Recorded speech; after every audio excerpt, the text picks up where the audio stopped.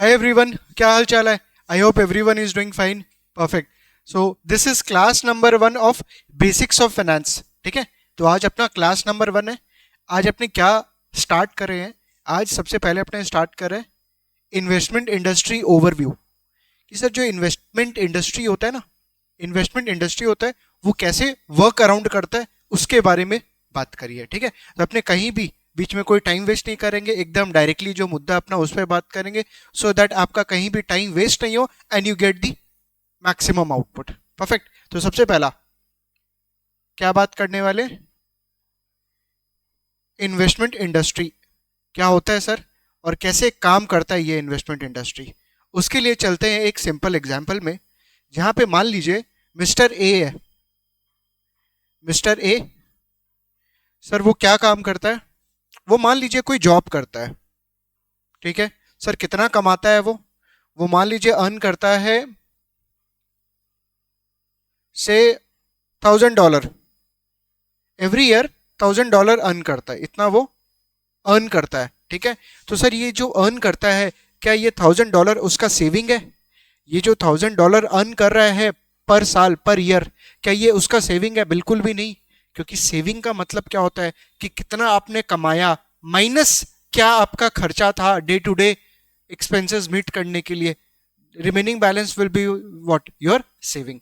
जो बचा हुआ पैसा है आफ्टर योर खर्चा विल बी व्हाट? सेविंग. तो अर्न किया $1,000, एक्सपेंस किया मान लीजिए $400 पर एनम हर साल. ठीक है, ये एक्सपेंडिचर है. तो बचा पैसा क्या जो बचा हुआ है? Remaining balance, balance of $600 per annum is actually what? Is saving. ठीक है, परफेक्ट. तो क्या बोला सर, मिस्टर ए मान लीजिए कोई जॉब कर रहा है जहां पे वो अर्न कर रहा है, अर्न $1,000.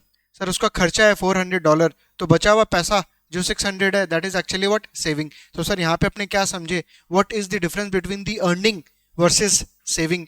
अर्न सर कितना आपके पास आ रहा है, इनफ्लो. सेव सर आउटफ्लो होने के बाद कितना बच रहा है. चीज समझ में आ रहा है? Saving versus earning. बिकॉज कितने बार होता है कि पर्सन का अर्निंग काफी अच्छा है बट सेविंग काफी खराब है. सर मतलब अर्निंग वो अच्छा कर रहा है पूरे साल में बट उसका सेविंग अच्छे से नहीं हो रहा, मतलब ज्यादा नहीं हो पा रहा है. What is the gap? क्यों ऐसा? बिकॉज ऑफ खर्चा, बिकॉज ऑफ व्हाट? एक्सपेंडिचर. कि हो सकता है सर अर्न ज्यादा कर रहा है बट उसका एक्सपेंस भी ज्यादा है to meet the lifestyle needs. तो जो बचा हुआ पैसा वो कम है जो होना चाहिए. ठीक है, तो उसको अपने क्या बोलते हैं? सेविंग्स. परफेक्ट. तो balance of 600 per annum is savings. तो सर ये जो सेविंग्स है वो ये क्या कर सकता है? What he can do with this saving? Sir ये सेविंग को वो इन्वेस्ट कर सकता है. Invest sir what do we mean by invest? Sir invest क्या चीज हुआ? इन्वेस्ट एक ऐसा चीज है जहां पे कुछ इंस्ट्रूमेंट्स के अंदर में आप पैसा लगाओगे, कुछ जगह आप पैसा लगाओगे या कुछ एसेट्स में पैसा लगाओगे, कहीं पे आप पैसा लगाओगे, उसके बदले आपको क्या मिलेगा? रिटर्न. क्या मिल सकता है? Rather return. क्या मिल सकता है? रिटर्न. कि आपने कहीं पैसा लगाया उसके बदले आपको कुछ रिटर्न मिल सकता है. Is it fine? चीज समझ में आ रहा है कि ये जो 600 पर एनम है ये इन्वेस्ट किया, मान लो कोई बैंक के अंदर में डिपॉजिट कर दिया, सर उसके बदले क्या मिल रहा है? Interest. Because if you are depositing certain amount in the bank what you will get? Interest. Is it fine? तो इन्वेस्ट कर रहा है in certain instruments, in certain assets से, जहां पे उसके उसके बदले क्या मिल रहा है? उसको सर्टेन रिटर्न्स मिल रहा है. परफेक्ट. तो ये मिस्टर ए का स्टोरी है. याद रखिएगा 600 पर एनम उसके पास सेविंग है. उसके पास क्या है? सेविंग्स. नाउ एक और पर्सन है मिस्टर ई. सर मिस्टर ई कौन है? वो क्या काम करता है? वो अपना मान लो कोई बेकरी शॉप ओपन करने का प्लान कर रहा है. क्या करने का प्लान कर रहा है? Bakery shop. मतलब सर बिजनेस करने का प्लान कर रहा है. ओके, तो सर उस बिजनेस के लिए उसको क्या चाहिए? काफी पैसा चाहिए, ढेर सारा पैसा चाहिए. हाँ सर पैसा तो चाहिए. अब सर मिस्टर ई क्या कर सकता है? क्योंकि सर उसके पास इतना पैसा है नहीं इस बिजनेस को स्टार्ट करने के लिए, तो वो क्या कर सकता है? सर वो अलग अलग जन के पास जा सकता है. फॉर एग्जाम्पल मिस्टर ए के पास, मिस्टर बी के पास, मिस्टर सी के पास एंड सो ऑन. कोई फ्रेंड्स, कोई फैमिली वगैरह के पास जा सकता है. यू कैन को relate with your real life also कि आप कोई बिजनेस स्टार्ट करते हो तो सबसे पहले आप किसको अप्रोच करते हो? अपने फ्रेंड्स एंड फैमिली को। अगर कोई छोटा बिजनेस है like where you require small amount of fund, right, तो सर मान लीजिए वो mister A, mister B, mister C, mister D के पास गया एंड मिस्टर ए के अलावा उसको कोई भी पैसा नहीं दिया, कोई भी पैसा नहीं दिया। इसका मतलब किसने पैसा दिया सर? सिर्फ मिस्टर ए ने पैसा दिया। बट सर ये जब मिस्टर ए को फाइंड आउट किया ना, इसको टाइम लग गया। सर कितना टाइम लगा? मान लो 3 to 6 months लग गया। कितना टाइम लग गया सर? 3 से 6 महीना लग गया मिस्टर ए को फाइंड आउट करने में, राइट, क्योंकि ये मिस्टर ए को डायरेक्टली नहीं जानता था, उसको कोई रिलेटिव के थ्रू पता लगा। तो सर रिलेटिव दिया नहीं, कोई दूसरा रिलेटिव या दूसरा कोई जान पहचान वाला दिया। बट प्रॉब्लम क्या हुआ सर? टाइम स्पेन, टाइम लग गया मिस्टर ए को ढूंढने में, याद रखिएगा। तो मतलब प्रॉब्लम क्या हो रहा है यहाँ पे? ये जो 3 to 6 months लगा उससे मिस्टर ई को प्रॉब्लम क्या हुआ कि सर ये जो बिजनेस जनवरी में स्टार्ट कर सकता था, हो सकता था जून जुलाई में स्टार्ट करना पड़ा इसको। Is it fine? Because there is a time lag to find out mister A who can give actually loan to mister E. जो मिस्टर ए है वो मिस्टर ई को लोन दे सकता था, बट मिस्टर ए को कोई मतलब मिस्टर ई को ढूंढने में टाइम लग गया। Is it fine? So there is a time waste, there is a time waste to find out mister A. ओ हाँ सर, टाइम तो वेस्ट हुआ। तो सर एक ऐसा कोई सिस्टम बनाइए ना, एक ऐसा कोई सिस्टम बनाइए या ऐसा कोई सिस्टम हो जिससे मिस्टर ई जो है मिस्टर ए को इजीली फाइंड आउट कर ले। चीज समझ में आ रहा है क्या बात कर रहे हैं?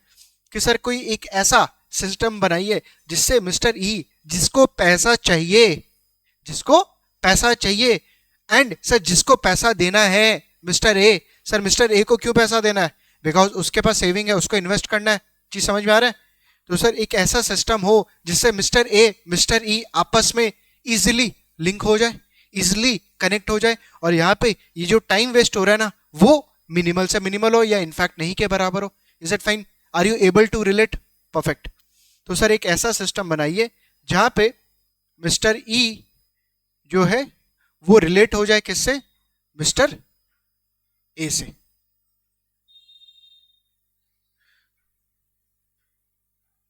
सर वो क्या सिस्टम है? उसको अपने बोलते हैं फाइनेंशियल सिस्टम। क्या बोलते हैं? Financial system. तो mister E is connected now with mister A with financial system. Sir what do we mean by financial system? आते हैं। एक ऐसा सिस्टम जो मिस्टर ई को मिस्टर ए से क्या करेगा? इजिली कनेक्ट कर देगा। सर अपने स्टोरी में मिस्टर ई कौन है? सर मिस्टर ई तो जो बिजनेस स्टार्ट करने वाला है वो है, बिल्कुल। और मिस्टर ई को क्या बोल सकते हैं अपने? सर उसको क्या चाहिए? सर उसको पैसा चाहिए। मतलब sir he is the borrower, he is the borrower. Is it fine? Sir mister ए कौन हो गया फिर? अगर मिस्टर ई बोरोवर है तो सर मिस्टर ए कौन हो गया? सर मिस्टर ए तो लेंडर हो गया, लेंड कर रहा है पैसा, लेंड कर रहा है। Is it fine? In fact mister A था क्या इनिशियली? सबसे पहला वो क्या था? सेवर। वो क्या था? सेवर। याद है ना सर? पैसा बचाया था।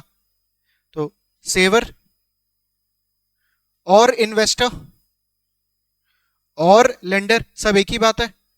सर मिस्टर ए जो पैसा बचाया था कोई को देने के लिए, तो सबसे पहला वो सेवर था जो पैसा बचाया, फिर इन्वेस्टर सर कोई को पैसा दिया, या लेंडर, एक ही बात है। और एक और नाम बोल सकते हैं provider of capital, provider of capital. Sir capital provide कर रहा है। Sir what do we mean by capital? Capital यहाँ पे बात कर रहे हैं कैश या फाइनेंशियल कैपिटल, एक ही बात है, ठीक है। इंटरचेंजेबली वर्ड यूज करेंगे। कैश प्रोवाइड कर रहा मिस्टर ए या he is providing what? His capital to mister E. तो mister A is either the lender और ही इज द सेवर और ही इज द इन्वेस्टर और he is the provider of capital. तो sir ये क्या provide कर रहा है? डॉलर प्रोवाइड कर रहा है। किसको? मिस्टर ई को। तो सर वो फाइनेंशियल सिस्टम मिस्टर ई से मिस्टर ए को कनेक्ट करवाया एंड मिस्टर ए जो है मिस्टर ई को क्या प्रोवाइड कर रहा है? डॉलर प्रोवाइड कर रहा है। And who is mister E? Sir mister E is the borrower और स्पेंडर। क्या? स्पेंडर, जो पैसा खर्च करेगा मिस्टर ई। और सर मिस्टर ए अगर प्रोवाइडर ऑफ कैपिटल है तो मिस्टर ई को क्या बोल सकते हैं अपने? User of capital, user of capital, user of capital. चीज समझ में आ रहा है यहाँ पे? तो सर एक ऐसा फाइनेंशियल सिस्टम हो जिसमें ये जो टाइम वेस्ट है ना, जो इतना इनएफिशिएंटली काम हो रहा है, वो क्या हो जाए, एफिशिएंटली हो जाए, जल्दी हो जाए, क्विक हो जाए। जहां पे मिस्टर ई को अगर लोन चाहिए, पैसा चाहिए, तो वो इजिली कुछ सिस्टम के थ्रू मिस्टर ए से कनेक्ट करे एंड मिस्टर ए को भी पैसा देना है, बट उसको ये नहीं पता वो किसको दे, because obviously there can be a default risk. Mister A कोई को भी ऐसे जाके पैसा दे देगा तो हो सकता है उसको पैसा रिटर्न ना मिले। तो सर मिस्टर ए भी तो कोई को ढूंढ रहा है जिसको वो पैसा दे एंड उससे टाइमली उससे उसका पैसा रिटर्न मिल जाए।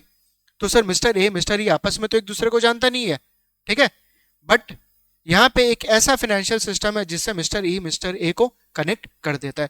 सर पहला स्टोरी में आपने क्या बोला, मिस्टर ए जॉब कर रहा है and he has sufficient amount of money and mister E उसको इनडायरेक्टली और डायरेक्टली अप्रोच कर लेता है, ठीक है। तो उसमें प्रॉब्लम क्या हुआ, टाइम वेस्ट हो रहा था। उस टाइम वेस्ट को रोकने के लिए टू स्टॉप दिस अपने पास क्या आया, फाइनेंशियल सिस्टम। तो सर फाइनेंशियल सिस्टम एक्चुअली है क्या, this financial system is nothing but a sort of system which actually tries to link borrower and the lender. Sir borrower and lender को क्या करता है, लिंक करता है, जोड़ता है। इज इट फाइन, चीज समझ में आ रहा है, फाइनेंशियल सिस्टम। ये जो कैपिटल है, ये जो कैपिटल है मिस्टर ए फाइनेंशियल सिस्टम के थ्रू मिस्टर ई को क्या कर रहा है, प्रोवाइड कर रहा है। इज इट फाइन, तो लिंक करता है सर क्या चीज के लिए, कैश या फाइनेंशियल कैपिटल प्रोवाइड करने के लिए।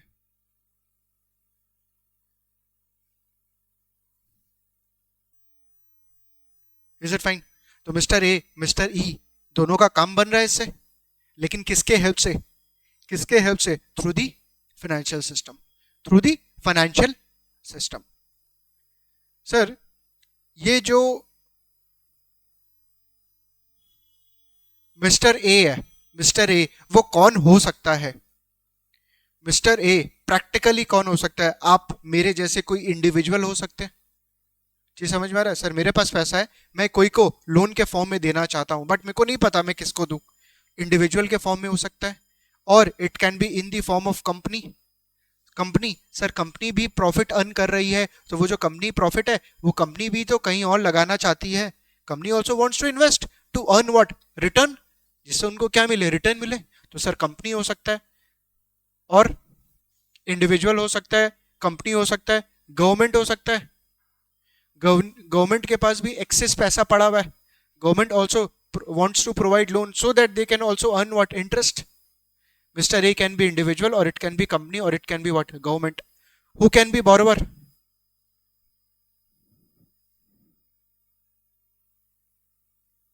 बोरोवर कौन हो सकता है, बोरोवर भी इंडिविजुअल हो सकता है। अरे इंडिविजुअल भी बोरो करते हैं सर, क्या चीज के लिए बोरो बोरो करते हैं, अपने अपने बोरो करते हैं होम, होम लोन के फॉर्म में, घर लेने के लिए, car loan, car loan, personal consumption, personal needs meet करने के लिए, एजुकेशन लोन लेने के लिए, काफी कुछ हो सकता है यहाँ पे। चीज समझ में आ रहा है, एजुकेशन लोन मीट करने के लिए।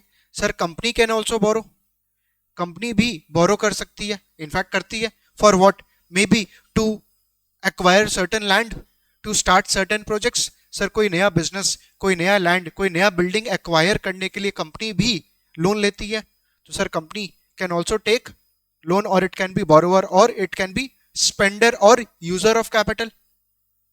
सर कंपनी क्या चीज के लिए लोन लेगी, may be for some projects, कुछ प्रोजेक्ट्स के लिए। और सर गवर्नमेंट भी बोरोवर हो सकता है। सर क्या गवर्नमेंट भी बोरो करता है, यस। कब बोरो करेगा गवर्नमेंट, अगर गवर्नमेंट का जो एक्सपेंसेस है वो ज्यादा है एज कंपेयर टू गवर्नमेंट का टैक्स कलेक्शन। गवर्नमेंट का source of revenue is what, actually tax collection, जो गवर्नमेंट अपने से टैक्स कलेक्ट कर रहा है, ठीक है। सर गवर्नमेंट का भी सर्टन खर्चा है, for example government provide certain social security, infrastructure expenditures. अपने को कोई सोशल सिक्योरिटी वगैरह अगर प्रोवाइड करा कि अगर आपका रिटायरमेंट हुआ तो आपको कुछ एक्स अमाउंट ऑफ पैसा मिलेगा, तो सर गवर्नमेंट का भी खर्चा है। बोला अगर गवर्नमेंट का expenses are more than government का revenue, in that scenario government also has to borrow, government को भी बोरो करना पड़ता है। तो सर गवर्नमेंट बोरो कब करेगा, if tax revenue is less than government का एक्सपेंसेस, आपका रेवेन्यू कम है एज कंपेयर टू खर्चा। इज इट फाइन, तो mister E can be individual, और it can be certain company who wants to start with certain projects, or it can be what, government. चीज समझ में आ रहा है यहाँ पे? परफेक्ट. फोकस है फाइनेंशियल सिस्टम पे. फोकस क्या चीज पे? फाइनेंशियल सिस्टम पे. क्यों? क्योंकि सर यही तो फाइनेंशियल सिस्टम है जो यहाँ पे जो टाइम वेस्ट हो रहा था ना, उसको क्या कर रहा है? रिड्यूस कर रहा है, एलिमिनेट कर रहा है रेदर. कि आपको लोन चाहिए, आपको जल्दी से लोन मिल जाएगा कनेक्ट करके. Is it fine? Now sir ये फाइनेंशियल सिस्टम में कौन होगा जो कि हेल्प कर रहा है मिस्टर ई और मिस्टर ए को कनेक्ट करने में? अरे फाइनेंशियल सिस्टम में कोई तो होना चाहिए ना. There should be someone. Financial system में सर कोई तो होना चाहिए जो borrower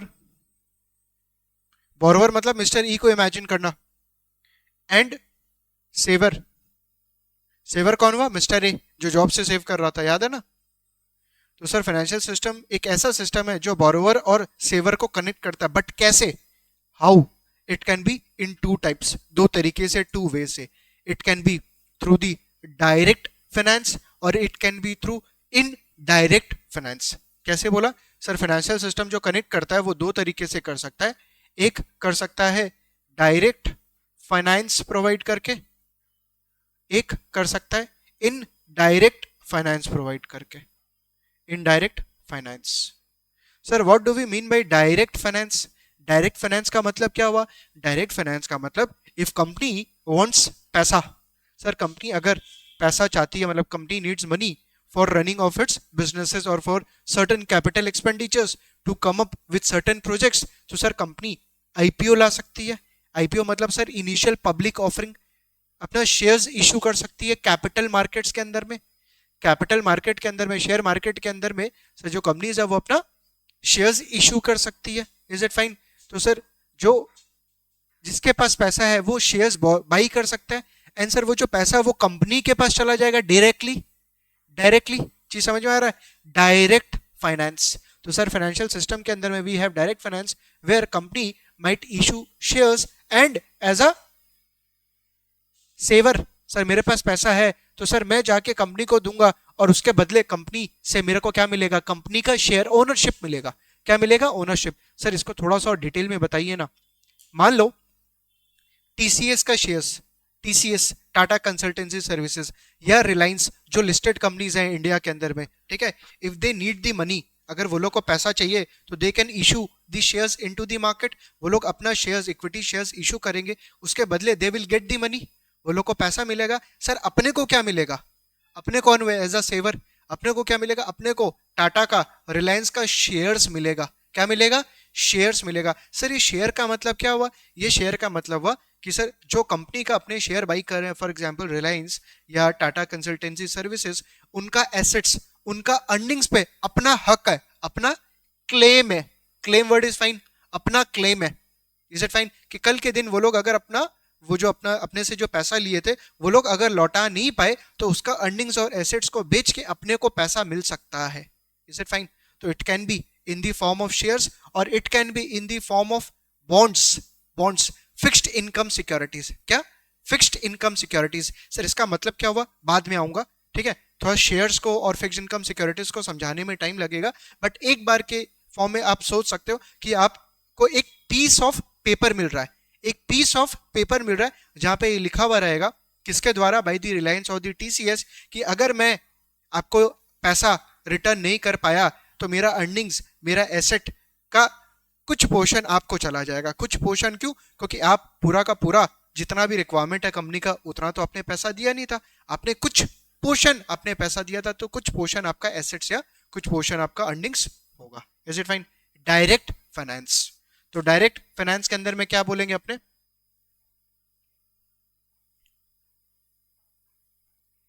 here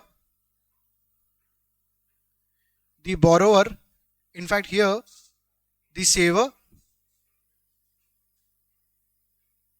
gives the money directly to the borrower.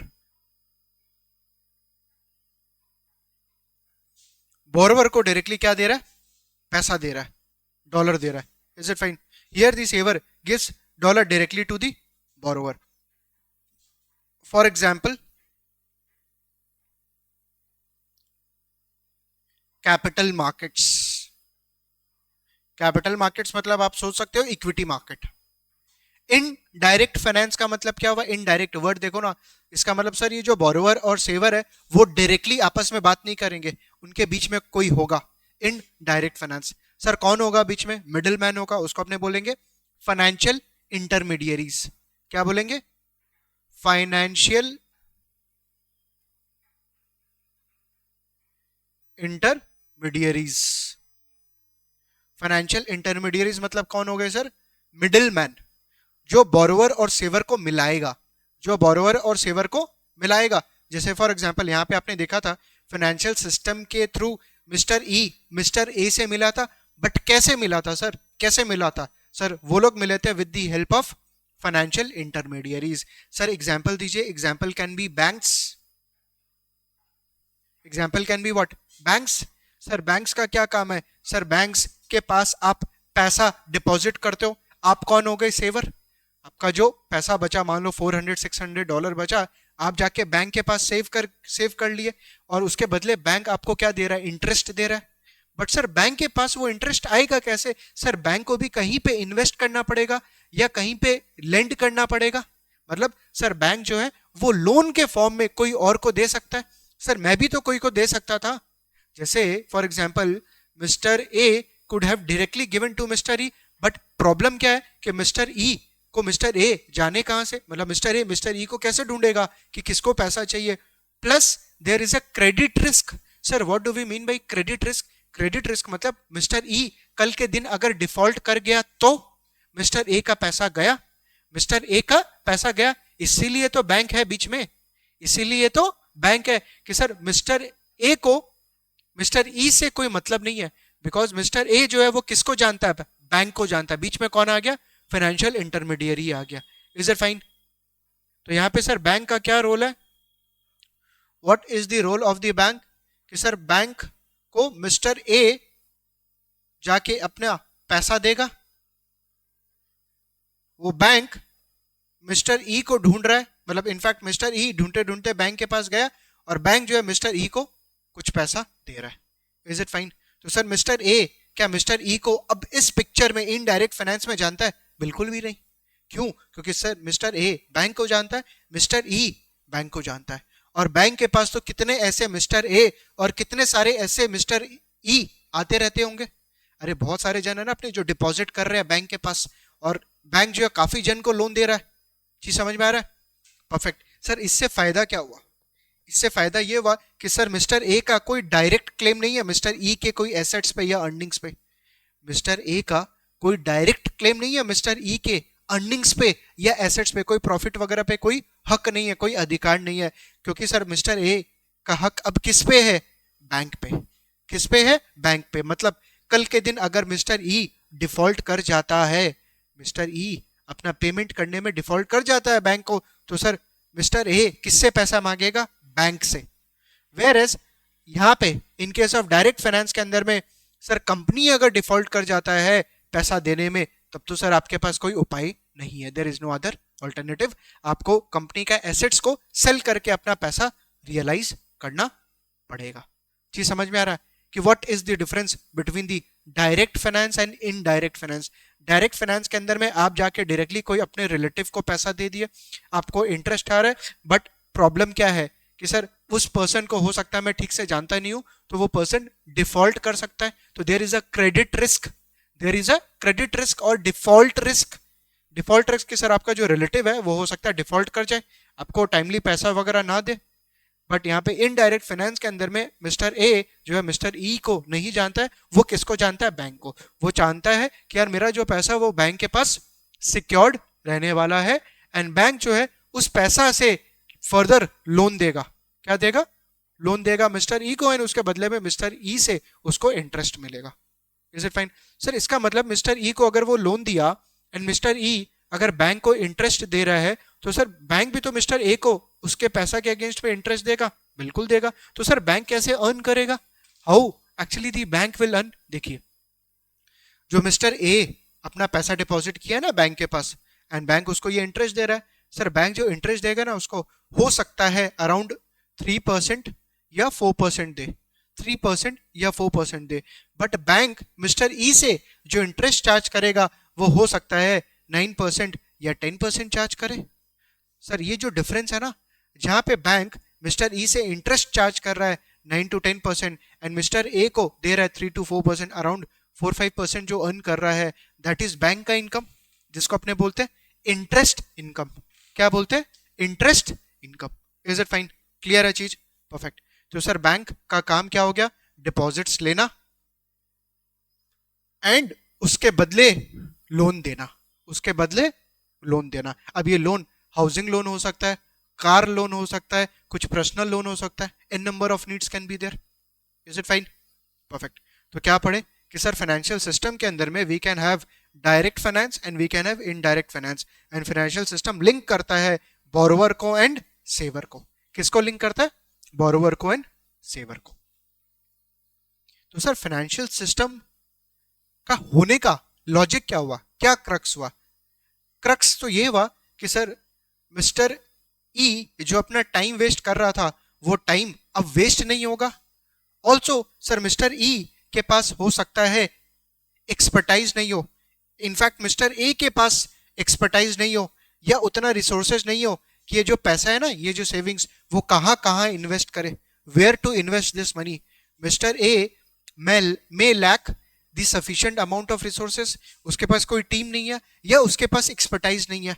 Similarly with mister E also, sir mister E के पास ना ही टाइम है ना ही इतना रिसोर्सेज है कि वो ये ढूंढ पाए मार्केट से कि कहाँ उसको सबसे बेटर वे में लोन मिल सकता है। इसीलिए कौन आया बीच में? फाइनेंशियल सिस्टम, मतलब फाइनेंशियल इंटरमीडियरीज। डायरेक्ट और it can be what? Indirect. अगर इनडायरेक्ट है तो अपना फाइनेंशियल इंटरमीडियरीज होगा, डायरेक्ट है तो we will give directly loan to the borrowers. Perfect. So to save time,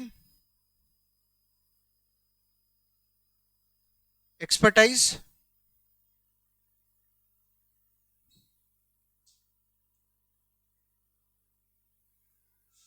of borrower or saver, we have financial intermediaries. One of the prominent example of financial intermediaries अपने क्या लिए? Bank लिए। ठीक है, bank लिए। तो चलिए bank को थोड़ा सा और डिग इन करके समझते हैं कि सर बैंक कितना टाइप का होता है और बैंक का क्या बिजनेस है। तो अपने बात करेंगे नेक्स्ट पॉइंट पे, फाइनेंशियल इंटरमीडियरीज को लेके।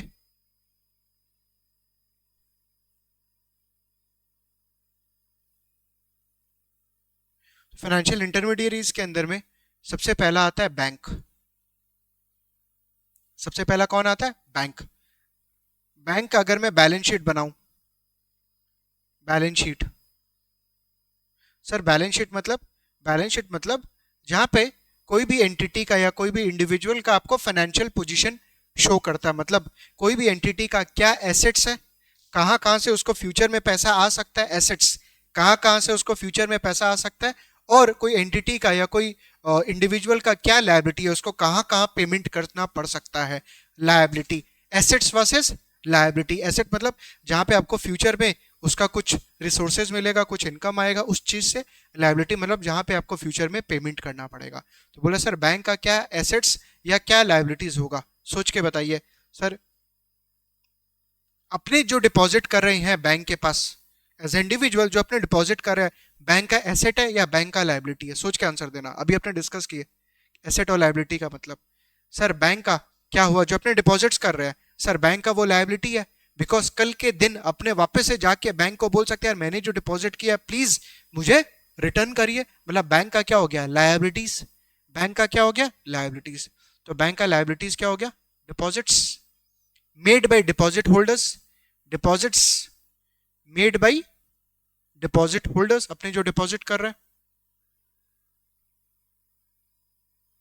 बैंक का एसेट क्या हुआ? जहां पे बैंक को फ्यूचर में इनकम आएगा। और बैंक को फ्यूचर में इनकम कैसे आएगा? सर बैंक अगर लोन दे रहा है, क्या बैंक अगर लोन दे रहा है तो सर उस जो पर्सन लोन ले रहा है या जो कंपनी लोन ले रहा है उससे फ्यूचर में क्या आने वाला है, इनकम। उससे फ्यूचर में क्या आने वाला है, इनकम। तो एसेट क्या हुआ बैंक के लिए, loan given, loan given, future में उससे क्या आने वाला है, इनकम आने वाला है। एकदम simple balance sheet of bank का कि sir bank has a liability and assets. Bank का लायबिलिटी क्या हो गया, एज अ डिपॉजिट होल्डर जो अपने डिपॉजिट कर रहे हैं बैंक को चुकाना पड़ेगा फ्यूचर में along with the interest. And assets का मतलब क्या हो गया कि सर जो लोन अपने ले रहे हैं बैंक से, बैंक के लिए क्या हो गया एसेट, बिकॉज फ्यूचर में अपने वो जो लोन लिए हैं अपने को बैंक को चुकाना पड़ेगा, मतलब बैंक को क्या होने वाला, वो पैसा रिसीव होने वाला है फ्यूचर के अंदर में। इज इट फाइन, क्लियर है यहाँ तक बैंक का बिजनेस। सर बैंक कैसे कैसे अर्न कर सकता है, बैंक का अर्निंग्स क्या क्या सोर्स हो सकता है। सर ये जो लोन दिया है, ये जो लोन दिया है उसका इंटरेस्ट, मतलब क्या, interest income, interest income. In fact net interest income लिख दूं, नेट इंटरेस्ट इनकम, क्योंकि सर जो लोन दिया है उसका इंटरेस्ट आएगा लेकिन जो डिपॉजिट्स मिला हुआ है उसके बदले बैंक को इंटरेस्ट देना पड़ेगा। तो इंटरेस्ट आया इंटरेस्ट गया, जो आपने लिए थे ना अराउंड 4-5% का difference, net interest income, inflow minus outflow. और बैंक का क्या अर्निंग्स हो सकता है, सोच के बताइए, बैंक का और क्या अर्निंग्स हो सकता है। सर फॉरेन एक्सचेंज अर्निंग्स हो सकता है बैंक का। For example if you want to pay in dollar sitting in India, if you want to pay in what, dollar. Sir dollar में अगर मेरे को पेमेंट करना है तो सर मेरे को यूएस डॉलर चाहिए, तो सर मेरे को जो इंडियन रुपीस है ना उसको डॉलर में कन्वर्ट करना पड़ेगा। वो कन्वर्ट करने के लिए अपने कैसे जाएंगे, कैसे कर सकते हैं, बैंक के थ्रू। बैंक उससे अपने क्या, बैंक अपने से क्या चार्ज करेगा, बैंक अपने से सर्टेन कमीशन चार्ज करेगा on foreign exchange translation. Sir जो फॉरेन एक्सचेंज अपने कन्वर्ट कर रहे हैं ना, जैसे रुपया से डॉलर में जो अपने कन्वर्ट कर रहे हैं उसके लिए बैंक अपने से सम कमीशन चार्ज करने वाला है, दैट विल बी बैंक का अर्निंग। तो फॉरेक्स चार्जेस या फॉरेक्स कमीशन, और क्या इनकम हो सकता है बैंक का। Sir bank credit card issue करता है and certain credit card has some fees. Sir fees charge करते हैं बैंक, तो sir credit card fees. Next income will be credit card fees. Sir जो क्रेडिट कार्ड इशू कर रहा है उससे जो फीस जनरेट कर रहा है that will be what, bank का earnings, that will be bank का अर्निंग्स। इज इट फाइन, चीज समझ में आ रहा है। ओके, इनफैक्ट ये बैंक का सर्विसेज भी हो गया, बैंक का अर्निंग्स या बैंक का सर्विसेज भी आप बोल सकते हो।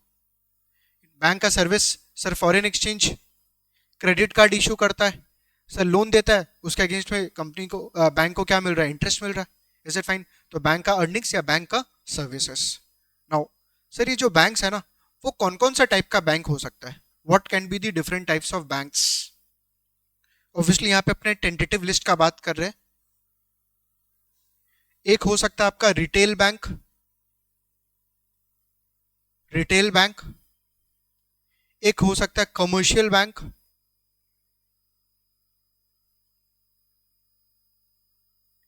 एक हो सकता है cooperative bank,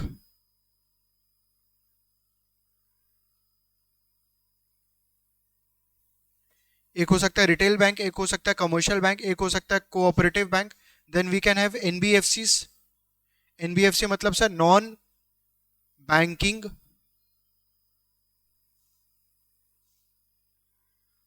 finance company, NBFC non banking finance companies. Then we can have special banks. Then we can have special banks. सबसे पहला सर रिटेल बैंक का क्या काम है, रिटेल बैंक का काम है अपने जैसे इंडिविजुअल या स्मॉल बिजनेस ओनर्स को मे बी लोन प्रोवाइड करना एंड अपना डिपॉजिट्स रखना। अपने जो डिपॉजिट कर रहे हैं बैंक के पास जाके as a individual, retail bank क्या करेगा, उसको कोई इंडिविजुअल को लोन देगा या कोई स्मॉल बिजनेस ओनर्स को लोन देगा retail bank. Obviously we can have our savings account, current account, जहां पे we can write the cheque. अगर मेरे को कोई को पेमेंट करना है तो सर मैं चेक काट के उसको पेमेंट कर सकता हूँ। एटीएम फैसिलिटी वगैरह प्रोवाइड करेगा। क्या प्रोवाइड करेगा? एटीएम फैसिलिटी प्रोवाइड करेगा retail bank. Sir commercial bank का क्या काम है? कमर्शियल बैंक भी रिटेल बैंक जैसा ही काम करता है, बट थोड़े बड़े स्केल पे। बड़े स्केल पे मतलब सर अगर कोई कंपनी को लोन चाहिए या गवर्नमेंट को लोन चाहिए तो सर वो किससे जाएगा? Commercial bank. Is it fine? बाकी सारा सर्विसेज सेम है। तो सर क्या अपने डिपॉजिट कर सकते हैं बैंक के पास? Yes, you can deposit your money with the commercial bank, and commercial bank उसके बदले में सर लोन प्रोवाइड कर रहा होगा, may be some two big companies, कोई कंपनीज वगैरह को, मे बी गवर्नमेंट वगैरह को लोन प्रोवाइड कर रहा होगा। Is it fine? Sir example लीजिए ना रिटेल बैंक और कमर्शियल बैंक में इंडिया के कॉन्टेक्स्ट में। तो देखो इंडियन कॉन्टेक्स्ट में ऐसा कुछ मेजर डिफरेंस नहीं है between the retail bank and the commercial bank, because now there is a universal bank concept, जहां पे सर जो बैंक्स है ना वो रिटेल फॉर्म में भी काम करती है एंड कमर्शियल फॉर्म में भी काम करती है। मतलब इंडिविजुअल को भी लोन देती है, कंपनीज को भी लोन देती है। Example can B Kotak bank, ICICI bank, axis bank, SBI bank, ठीक है, और भी काफी सारा बैंक है। बट ये जो मेजर बोलते हैं ना टॉप नॉच बैंक्स है, those acts as a retail bank as well as what? Commercial bank. एक बार लिख ले एक लाइन के अंदर में, for individuals and small business owners commercial bank, for entities companies के लिए। ठीक है, एग्जाम्पल क्या बोला हमने? Kotak, ICICI, SBI, HDFC etcetera. Cooperative bank, अच्छा एक second before we go to cooperative bank, sir retail bank और कमर्शियल बैंक को रेगुलेट कौन करेगा? रेगुलेट आरबीआई रेगुलेट करता है, Reserve Bank of India. In fact I could have taken one more your, central bank. Central bank, central bank कौन हो गया? RBI, Reserve Bank of India. Reserve Bank of India, sir Reserve Bank of India का क्या काम है? Reserve Bank of India gives loan to this bank. Sir क्या अपने RBI से लोन नहीं ले सकते हैं? नहीं, आरबीआई सिर्फ इन बैंक्स को लोन देगा, अपने इन बैंक से लोन ले सकते हैं। चीज समझ में आ रहा है? तो सर आरबीआई का रोल क्या हो गया? सर वो लोन देगा टू द रिटेल बैंक और द कमर्शियल बैंक, और they can issue currency also. Currency for example रुपया प्रिंट करना, रुपया प्रिंट करना आरबीआई के हाथ में। Reserve Bank of India, central bank. तो सर ये जो आरबीआई है ना वो रेगुलेट करता है रिटेल बैंक को एंड कमर्शियल बैंक को। सर रेगुलेट करने का मतलब क्या हुआ? देखिए अगर रिटेल बैंक के पास मान लीजिए एक बार 10,000 रुपीज है, कितना है? 10,000 रुपीज है, तो सर क्या रिटेल बैंक पूरा का पूरा 10,000 रुपीज लोन के फॉर्म में दे दे? बिल्कुल भी नहीं, नॉट अलाउड। क्योंकि अगर सर 10,000 आया और 10,000 चला गया, मतलब लोन के फॉर्म में दे दिया, बाई चांस ये 10,000 डिफॉल्ट होता है, तो सर रिटेल बैंक को कौन बचाएगा? मतलब सर जो सेवर है, जिन्होंने पैसा दिया है बैंक को, वो तो खड़े हो जाएंगे पैसा लेने के लिए, और बैंक ने जिनको लोन दिया है वो मतलब पैसा रिटर्न नहीं कर रहे हैं, तो सर ये तो बैंक के लिए बहुत इशू हो जाएगा। और अगर ऐसा हुआ तो सर जो सेवर है ना उनका भरोसा उठ जाएगा, क्योंकि बैंक अगर डिफॉल्ट कर गया, क्या अगर बैंक अगर डिफॉल्ट कर गया, मतलब जिन पे आपको भरोसा था कि मेरा जो पैसा वो सेव रहेगा, वो अगर आपका ट्रस्ट ब्रीच कर देते हैं, तो सर तब तो पूरा का पूरा ये जो गेम है ना वो पूरा खराब हो जाएगा। गेम मतलब सर ना ही मेरे को रिटर्न आएगा and I will not give money. Sir मैं पैसा नहीं दूंगा। अगर ये मैं पैसा नहीं दिया तो सर जो बिजनेस ओनर है, जिसको पैसा चाहिए, जो बेकरी फर्म वाला पर्सन था, वो अपना बिजनेस कैसे चलाएगा? वो अपना बिजनेस कैसे चलाएगा? चीज समझ में आ रहा है? तो सर ये जो बैंक का रोल है ना, या इंटरमीडियरी का जो रोल है, ये तो बहुत ज्यादा इंपॉर्टेंट है। तो सर बैंक को ये इंश्योर करना पड़ेगा कि वो जो 10,000 रुपीज आ रहा है ना, वो पूरा का पूरा लोन के फॉर्म में नहीं दे, मे बी 5,000 6,000 दे दे, बाकी अपने पास कैपिटल रखे, बाकी अपने पास कैपिटल रखे। तो सर ये चीज को रेगुलेट कौन करता है? आरबीआई। ये चीज को कौन रेगुलेट करता है? आरबीआई। कि ऐसा नहीं हो सर जो बैंक है ना वो डिफॉल्ट कर जाए एंड सेवर का भरोसा उठ जाए बैंक से, सेवर का भरोसा उठ जाए इंटरमीडियरी से। क्योंकि सर अगर सेवर का भरोसा उठ गया तो सर बिजनेस कैसे चलेगा? इकोनॉमी कैसे चलेगा? बेकरी फर्म कैसे खुलेगा? सर बेकरी फर्म खुल गया तो क्या होगा? अरे सोचो, बेकरी फर्म खुला तो सर बेकरी फर्म भी तो एम्प्लॉइज रखेगा, एम्प्लॉइज को पैसा देगा, एम्प्लॉइज जो है वो खाना पीना खाएगा, सर वो खर्चा करेगा, सर वो खर्चा करेगा फिर कुछ सेव करेगा, सेव करके वापस से स्टार्ट हो जाएगा economy. Are you able to understand कि क्या हो रहा है? There is a full cycle, चीज को समझो, there is a full cycle.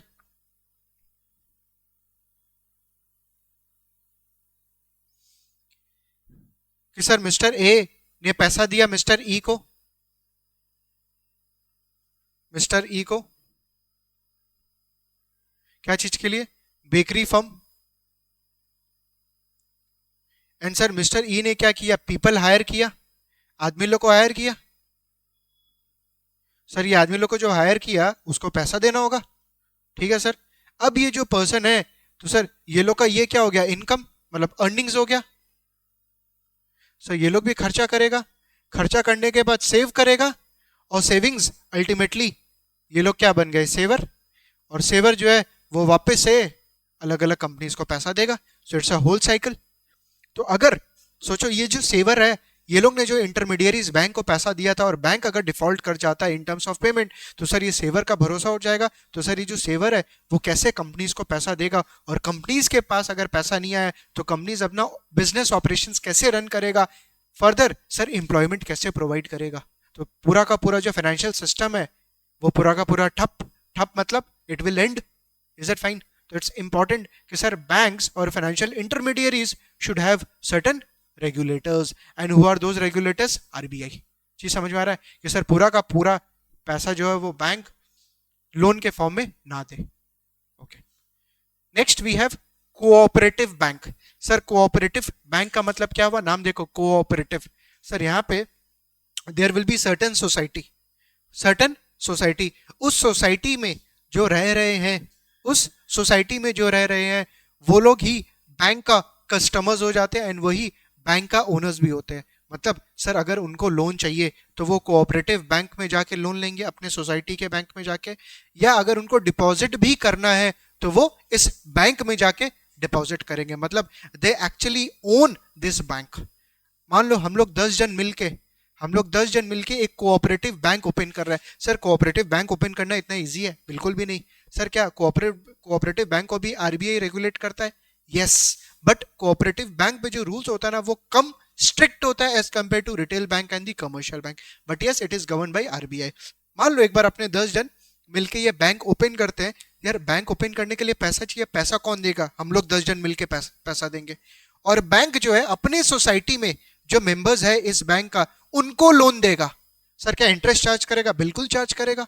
Interest earn करेगा तभी तो अपने जो सेवर्स और प्रोवाइडर ऑफ कैपिटल है तभी तो अपने को फायदा मिलेगा। इसका मतलब the benefits will be distributed amongst the member of this bank, amongst the member of this bank. चीज समझ में आ रहा है?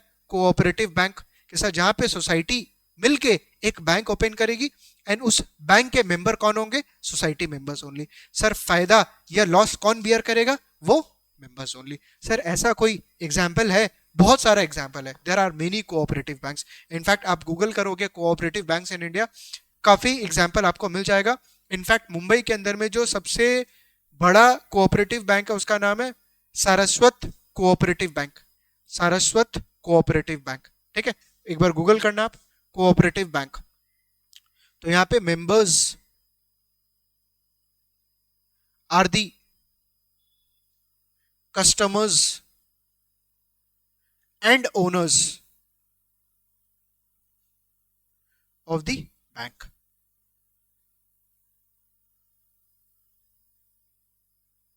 Example, Saraswat Cooperative Bank. Next we have NBFC, non banking finance company. Non banking finance company, sir ये हमने कहीं नाम तो सुना हुआ है, ठीक है। इनफैक्ट काफी ज्यादा आपको स्पैम कॉल भी आता होगा by the name of Bajaj finance. हाँ सर, इसका कॉल तो बहुत आता है, बोलता है लोन ले लो, लोन ले लो, इस रेट पे लोन मिल रहा है, आपको पर्सनल लोन चाहिए। कहां से कॉल कर रहे हैं? बजाज फाइनेंस, ठीक है। इनफैक्ट ट्रू कॉलर पे काफी ज्यादा तुम देता होगा स्पैम कॉल बजाज फाइनेंस। इसी को अपने बोलते हैं sir NBFC, non banking finance company का एक एग्जांपल है Bajaj finance. Sir Bajaj finance का बिजनेस मॉडल क्या है, मतलब एनबीएफसी रेदर क्या करता है? सर एनबीएफसी भी क्या बैंक जैसा होता है? कुछ हद तक बैंक जैसा होता है। Sir what do we mean by कुछ हद तक? क्या सर ये जो एनबीएफसी है इंडिविजुअल्स का, बिजनेस ओनर्स का डिपॉजिट्स लेता है? डिपॉजिट्स कि सर अगर अपने पास पैसा है तो अपने जाके डिपॉजिट कर दे? नहीं, ये लोग डिपॉजिट नहीं लेता है। सर कौन सा टाइप का डिपॉजिट नहीं लेता है? डिमांड डिपॉजिट नहीं लेता। डिमांड डिपॉजिट मतलब सर जो अपने सेव किए ना शॉर्ट टर्म के लिए, वो शॉर्ट टर्म के लिए अपने पैसा बजाज फाइनेंस या एनबीएफसी में जाके नहीं रख सकता है। बट क्या सर अपने एफडी करवा सकते हैं, फिक्स डिपॉजिट? यस, अपने एफडी करवा सकते हैं। मतलब सर बजाज फाइनेंस पैसा जो लेगा ना वो डिपॉजिट्स, डिमांड डिपॉजिट्स के फॉर्म में नहीं लेगा, सेविंग्स के फॉर्म में नहीं लेगा सर, एफडी के फॉर्म में ले सकता है। क्या ले सकता है? FD, may B for 4 year 5 year के हिसाब से ले सकता है। सर ऐसा क्यों? Reason why not short term के लिए? सर शॉर्ट टर्म के लिए पैसा क्यों नहीं लेता बजाज फाइनेंस? क्योंकि अपने अभी जस्ट बात की कि सर बजाज फाइनेंस का मेजर फोन अपने को क्या चीज के लिए आता है? लोन। लोन तो जनरली लॉन्ग टर्म के लिए होगा, obviously it can B for short term also, but on an average sir जो लोन का टेन्योर होगा may B 3 years 4 year 5 years का होगा। इसका मतलब सर बजाज फाइनेंस का जो लायबिलिटी है, जो एसेट है जहां से पैसा आने वाला है वो लॉन्ग टर्म से आएगा। तो सर इसीलिए बजाज फाइनेंस जो अपना लायबिलिटी रखता है ना, that is also for long term. मतलब आप जाके बजाज फाइनेंस से कल के दिन अपना पैसा रिटर्न नहीं मांग सकते हो। सर क्यों? क्योंकि बजाज फाइनेंस आपसे शॉर्ट टर्म के लिए पैसा लेता ही नहीं है, वो तो आपसे एफडी के लिए पैसा लेता है। मतलब आप एफडी करवा सकते हो विद दी बजाज फाइनेंस। और NBFC non banking finance company. Non banking मतलब क्या सर इन लोग के पास बैंकिंग का लाइसेंस होगा? No, they will act as a bank only in the form of providing loans और in the form of taking fixed deposits. आपसे वो लोग पैसा लेके क्या आपके लिए फिक्स्ड डिपॉजिट करते हैं, एफडी। ठीक है, बजाज फाइनेंस है, मुथूट फाइनेंस है, Muthoot finance, in fact there is a Mahindra finance also, NBFCs का तो there is a huge list in India, huge list. Sir ऐसा क्यों? Why there is a growth of NBFC? क्यों सर इतना ग्रोथ है एनबीएफसी का? क्योंकि sir there are certain rural areas जहां पे आपको इजिली लोन नहीं मिलता है, जहां पे आपको कोलैटरल रखना पड़ता है, कुछ डिपॉजिट रखना पड़ेगा। If you want to take a loan you have to keep certain deposits. वहां पे it becomes difficult for the small owners to take the loan from the banks, that is why they approach home NBFCs. इसका मतलब sir NBFC का जो interest rate होगा वो ज्यादा होगा या कम होगा बैंक्स के कंपेयर में? कमर्शियल रिटेल बैंक्स के कंपेयर में एनबीएफसी का रेट ज्यादा हो सकता है। क्या ज्यादा हो सकता है? क्योंकि सर वहां पे जो आपका डॉक्यूमेंटेशन प्रोसेस वगैरह रहता है वो थोड़ा सा कम स्ट्रिंजेंट रहता है as compare to banks. Is it fine? इसीलिए तो जो आपको डिपॉजिट्स, जो आप डिपॉजिट करोगे एनबीएफसी को, मतलब in the form of FD, उसका रेट मे बी थोड़ा सा higher as compare to retail bank and commercial bank, because sir NBFC loan पे भी ज्यादा अर्न कर रहा है एंड सर जो डिपॉजिट्स जो लायबिलिटी है, मतलब जो डिपॉजिट्स एफडी वगैरह करा के रखा है उनको ज्यादा इंटरेस्ट पे आउट करता है एनबीएफसी। परफेक्ट चीज समझ में आया? एनबीएफसी तो Bajaj finance, Muthoot finance, role क्या है इनका? मैंने एक चीज बताया loan, but there are an number of loans. They can provide you insurance also, investment products also, markets वगैरह में इन्वेस्ट करने के लिए। ठीक है, investment products, they provide loan,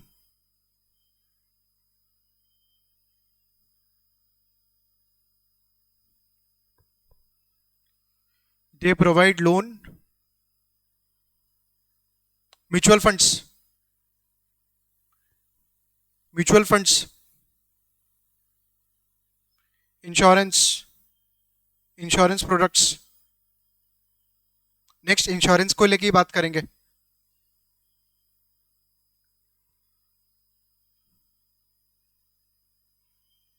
they don't accept demand deposits. Demand deposits मतलब जहां पे आप कभी भी जाके अपना जो डिपॉजिट्स है उसको डिमांड कर सकते हो। For example current account, current account, savings account, ये सब अलाउड नहीं है।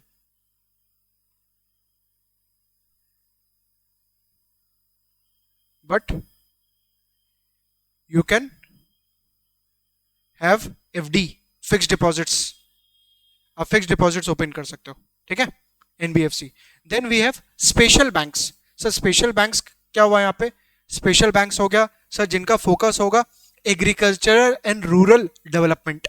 इनको एग्रीकल्चरल एंड रूरल डेवलपमेंट के लिए. एग्जाम्पल हो गया नाबार्ड. एग्जाम्पल हो गया नाबार्ड. एक बार गूगल करो NABARD. NABARD. NABARD. NABARD.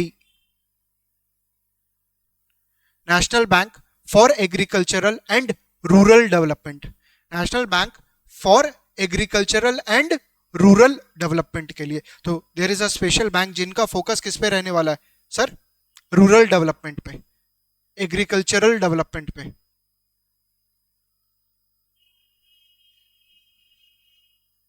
Rural development.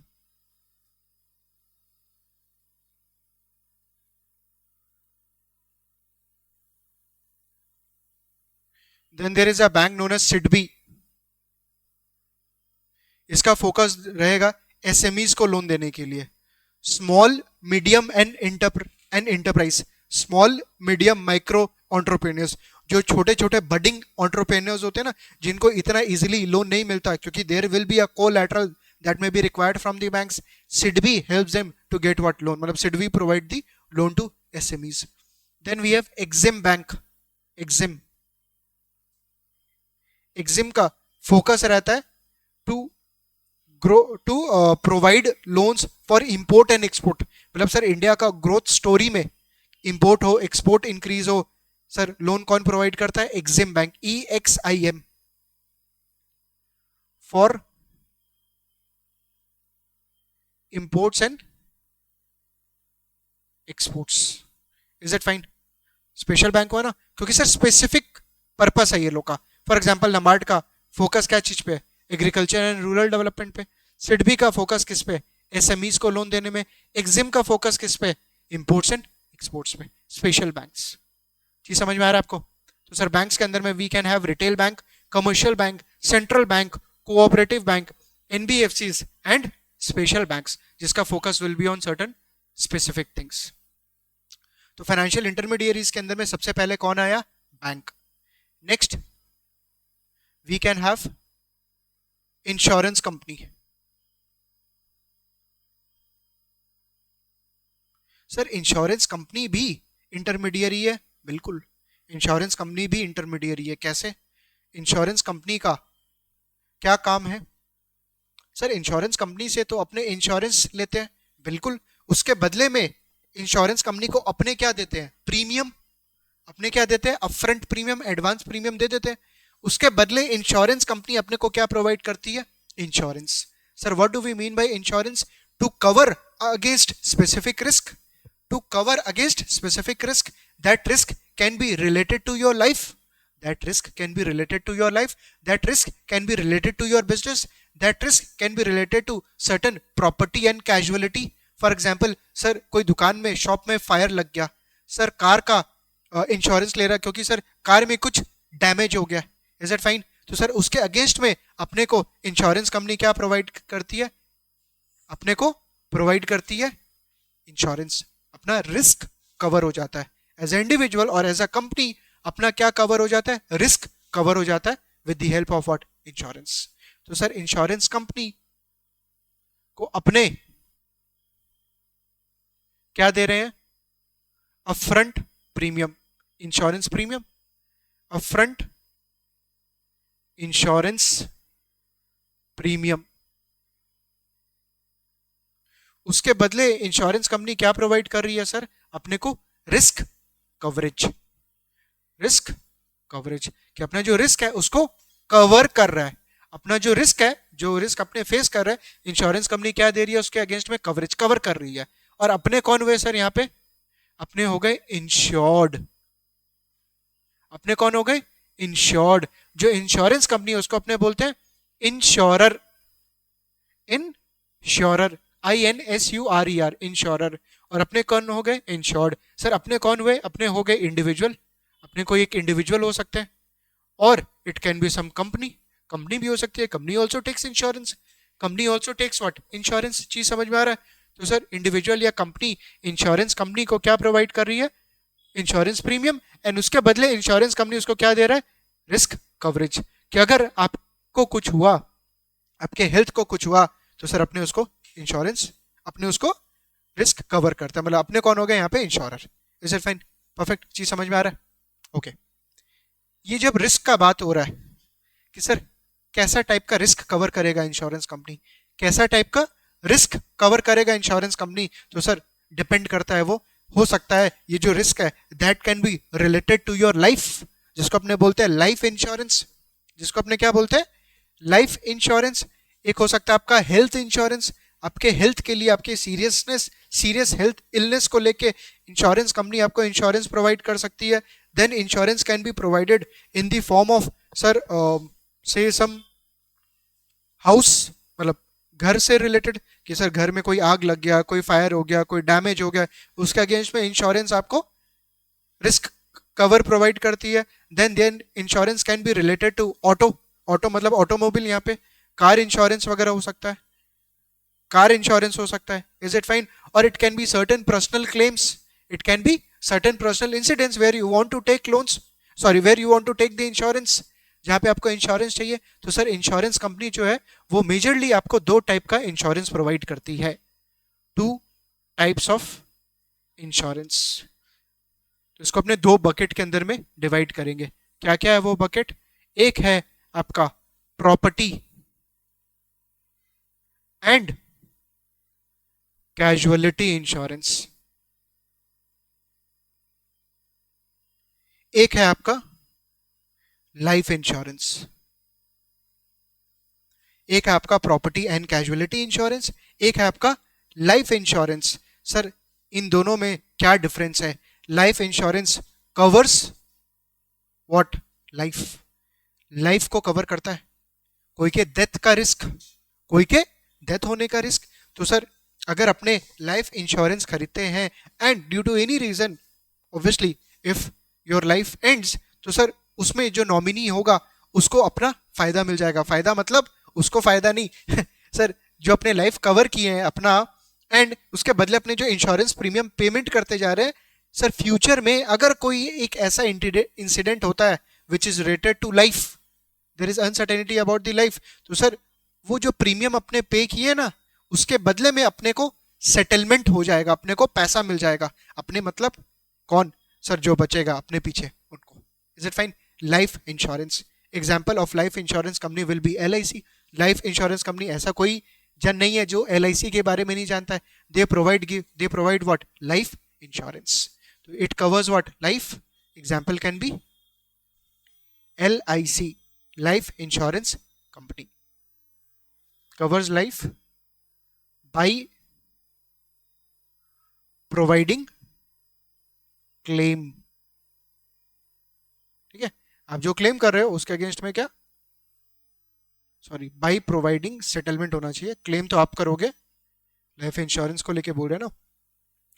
By providing settlement मतलब कि सर मिस्टर ए है, वो लाइफ इंश्योरेंस खरीदा हुआ है, ठीक है, और वो प्रीमियम पे करते जा रहा है। उसके डेथ के बाद उसकी जो वाइफ है से मिस्टर बी, वो क्लेम कर सकती है, वो क्लेम कर सकती है, एंड लाइफ इंश्योरेंस को सेटलमेंट करना पड़ेगा, मतलब पैसा देना पड़ेगा। Is it fine? तो सर क्या जो लाइफ इंश्योरेंस कंपनी को जो पैसा मिला है इंश्योरेंस प्रीमियम में, सिर्फ वही रिटर्न कर देगी? बिल्कुल भी नहीं, बिल्कुल भी नहीं। क्यों? सर लाइफ इंश्योरेंस जब अपने ले रहे हैं तो सर अपने तो लॉन्ग टर्म के लिए लेंगे। For example I am the age of 30, आप हो सकते हैं 20 ईयर्स के हो, ठीक है सर, अपने जब तक जिएंगे मे बी से 50 60 70 ईयर्स तक, ठीक है, तब तक अपने इंश्योरेंस प्रीमियम पे करते जाएंगे इंश्योरेंस कंपनी को। Is it fine? तो सर जो इंश्योरेंस कंपनी को अपनी से 30 40 50 ईयर्स तक पेमेंट करते जा रहे हैं, तो क्या इंश्योरेंस कंपनी अपने क्या अकाउंट में या कैश के फॉर्म में रख ले रहा है? बिल्कुल भी नहीं सर, इंश्योरेंस कंपनी भी इन्वेस्ट कर रहा है। इंश्योरेंस कंपनी भी ये जो प्रीमियम आ रहा है ना, प्रीमियम, इंश्योरेंस प्रीमियम, इसको भी अलग अलग जगह इन्वेस्ट कर रहा है। ये प्रीमियम को अलग अलग जगह इन्वेस्ट कर रहा है इंश्योरेंस प्रीमियम को, ताकि 30 40 ईयर्स के बाद ना जो प्रीमियम आपने पे किया वो तो आपको मिलेगा, उससे आपको बड़ा अमाउंट मिलेगा, उससे आपको बड़ा अमाउंट मिलेगा। For example you might have taken LIC worth 20 lakh, 20 lakh का, तो आपको आपका रिस्क 20 लाख कवर हो गया, आपको जो कवरेज मिल रहा है वो कितना का मिल रहा है? 20 लाख का आपको कवरेज मिल रहा है एंड यू आर पेइंग से एवरी ईयर 10,000 रुपीज। हर साल आप 10,000 10,000 10,000 करके पेमेंट करते जा रहे हो। तो सर वो जो पैसा आ रहा है ना इंश्योरेंस कंपनी के पास, तो सर इंश्योरेंस कंपनी भी इन्वेस्ट कर रहा है। सर कहाँ पे इन्वेस्ट कर सकता है? इक्विटी स्टॉक मार्केट में इन्वेस्ट कर सकता है या बॉन्ड में इन्वेस्ट कर सकता है, फिक्स्ड इनकम सिक्योरिटीज के अंदर में। मतलब कहीं ना कहीं तो सर वो लोग इन्वेस्ट करेगा ही करेगा। Is it fine? इसका मतलब सर ये जो लाइफ इंश्योरेंस होता है वो लॉन्ग टर्म के लिए होता है या शॉर्ट टर्म के लिए होता है? ये होता है आपका लॉन्ग टर्म के लिए, लॉन्ग टर्म के लिए। सबसे इजी लाइफ इंश्योरेंस। फिर होता है आपका प्रॉपर्टी एंड कैजुअलिटी इंश्योरेंस। नाम देखो इसका, प्रॉपर्टी। सर प्रॉपर्टी में आग लग गया, फायर, डैमेज, चोरी हो गया, तो सर उससे बचने के लिए अपने क्या लेते हैं? Property insurance. अपने क्या लेते हैं? Property insurance. सर अगर अपना हेल्थ खराब हो जाता है, health due to some disease, due to some illness, उसके लिए अपने क्या लेते हैं? Casualty insurance, medical health insurance. Is it fine? Property and casualty insurance. Sir गाड़ी में आग लग गया, कोई थीफ सामान चोरी कर लिया अपने ऑफिस से, अपने कार से, उसके लिए we take what? Property and casualty insurance. What do you think, property and casualty insurance will be for short term और it will be for long term? Short term, क्योंकि sir property and casualty insurance तो आते जाता है ना, मतलब claim तो आते जाते ही रहता होगा, डेली कुछ ना कुछ चोरी हो रहा, कुछ हो रहा है। वेयर एज लाइफ इंश्योरेंस में तो ऐसा नहीं है ना कि everyone will die at a single day, ये तो पॉसिबल नहीं है। Is it fine? तो लाइफ इंश्योरेंस का क्या लॉन्ग टर्म का कवरेज रहता है, लॉन्ग टर्म के लिए रहता है। Where as property and casualty insurance it is for short term, for short term. और सर क्या क्या चीज कवर करता है? It covers property, property damage, car damage, thief, health, employees. Sir अपने फैक्ट्री में 500 वर्कर्स काम करते हैं, तो कुछ ना कुछ इंसिडेंट होता रहता होगा। तो सर एम्प्लॉइज का कुछ हेल्थ अगर डिटोरिएट हो रहा है, कुछ भी इशू हो रहा है ultimately at the office place, at the factory place, तो सर किसका लायबिलिटी होगा? Liability will be of company, of the employer. तो सर इसीलिए तो जो एम्प्लॉयर है वो इंश्योरेंस लेता है, किसका? एम्प्लॉय का भी, एम्प्लॉय का भी, ताकि अगर कुछ भी एम्प्लॉय को होता है तो insurance company is there to give the coverage to this employee. Otherwise employer will be directly what responsible towards the employee. तो सर एम्प्लॉयर भी क्या लेता है? इंश्योरेंस लेता है फॉर द एम्प्लॉइज। तो property damage, car damage, thief, health, employees insurance, all this will fall where? Under the property and casualty insurance. Sir कौन कौन सा इंश्योरेंस कंपनीज है? ऐसे तो बहुत सारा है, इनफैक्ट काफी जन को कॉल भी आता होगा।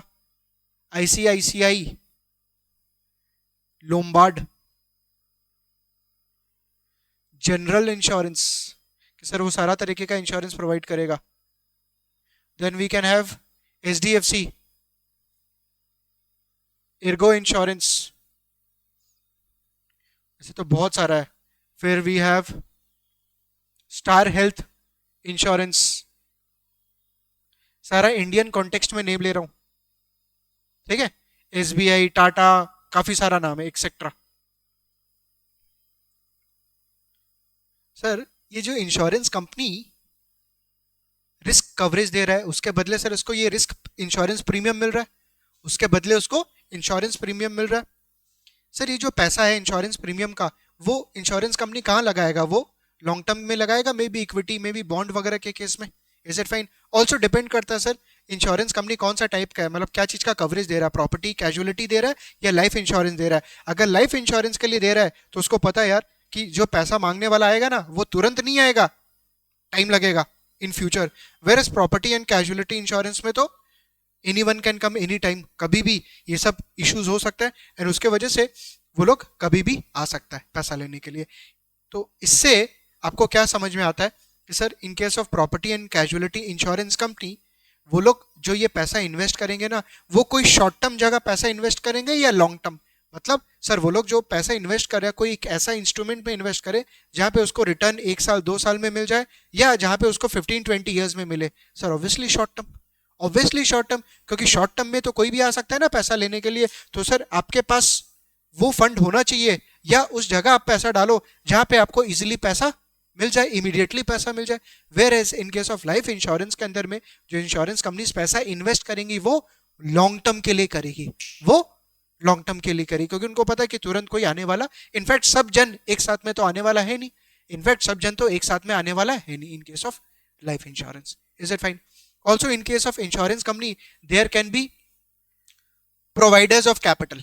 प्रोवाइडर्स ऑफ कैपिटल मतलब इंश्योरेंस कंपनी को भी पैसा मिलता है apart from this insurance premium. ये जो इंश्योरेंस प्रीमियम मिल रहा है वो तो अलग है। देयर आर लिस्टेड कंपनीज, मतलब there are listed insurance companies, for example ICICI, Lombard and all, जहां पे सर अपने इंश्योरेंस कंपनी को पैसा दे रहा है स्टॉक बाई करके, अपने स्टॉक बाई करके इंश्योरेंस कंपनी को क्या दे रहे हैं? पैसा दे रहे हैं। सर अगर मान लीजिए इंश्योरेंस कंपनी लिस्टेड नहीं है, मतलब स्टॉक मार्केट में ट्रेड नहीं करती है, तो सर वो कहां से पैसा लेगी? फिर वो कहां से पैसा लेगी?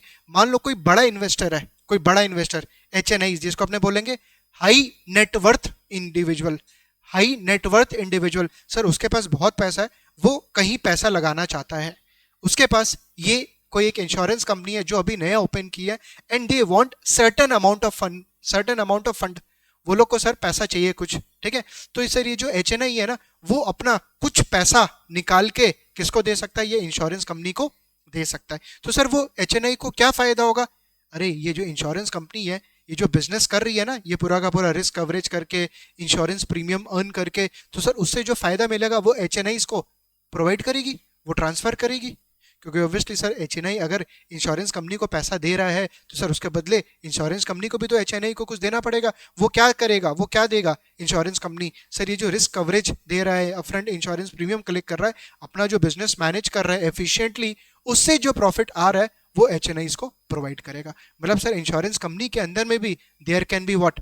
Provider of capital, there can be provider of capital, जहां पे सर इंश्योरेंस कंपनी अपना बिजनेस एफिशिएंटली रन कर पाएगी। Is it fine? यहां तक क्लियर है? परफेक्ट।